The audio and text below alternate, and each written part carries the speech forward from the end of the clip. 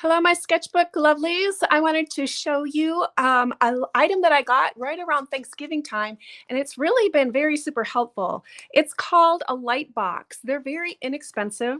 They are got an LED light inside. They're super thin, as you can see, and the screen size for this is fairly big. It is a let's see. The screen size is almost 12 inches this way, and it has these little lines to be able to measure to make sure that you have everything correctly lined up.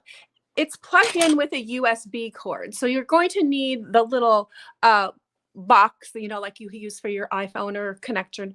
That is what you're going to need to have to be able to plug in the part to the electricity. But this just is the end that plugs in here. And what this is super helpful for is when you're using your tracers, this will help make a speedy time of doing watercolor tracing. A lot of times I don't care. Oh, now I got to struggle to get this back in. Let me see if I got this the right way. Okay, there we go. And what I don't like about using carbon paper is that it is super messy when I use carbon paper, and I don't like that when I'm doing my watercolor drawing. What I want to do is just use, I want to just use watercolor paper to be able to draw over it is what I'm going to be using. This is today's drawing that we're going to be creating or working on today. We are have it for I was looking for a little bit of tracing paper. Oh, let's do the snowman.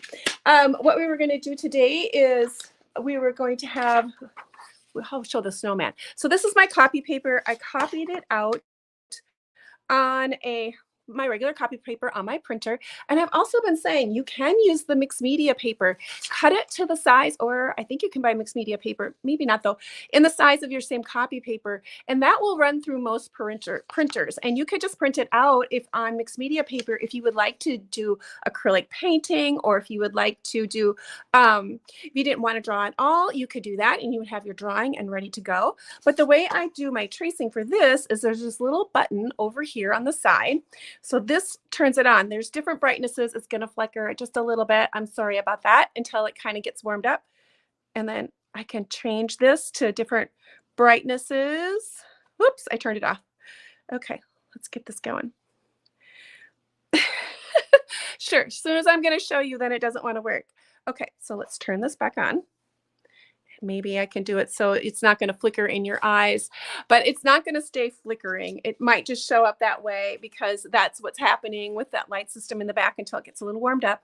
But when I place my watercolor paper over top of it, can you see how that shines through my image? So I can see that, and then I can go ahead and color right over it. So my copy paper is what I use to copy my image off on, my regular printer, and then I can put my 140-pound Canson watercolor paper on top, draw around it with my pencil, and I'm going to have a great image.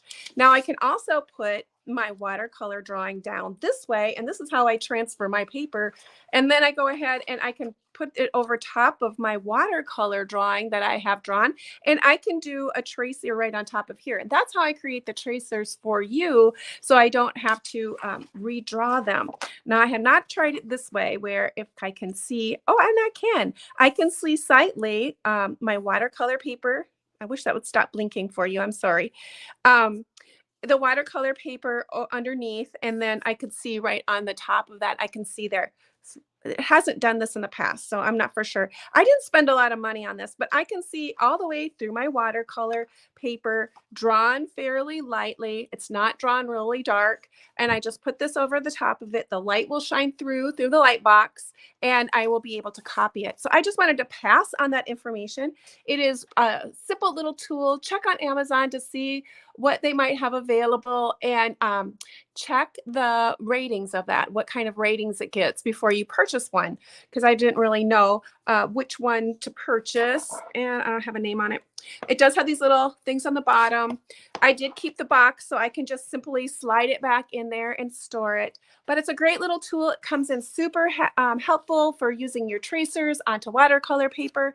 You could also do that on mixed media paper. So that is it for now. Hopefully you'll come back and join me for this cute little drawing, and hopefully you'll find that tip helpful. Thanks, my sketchbook friends, for supporting me, and I love you all. Have a great day. Whoops.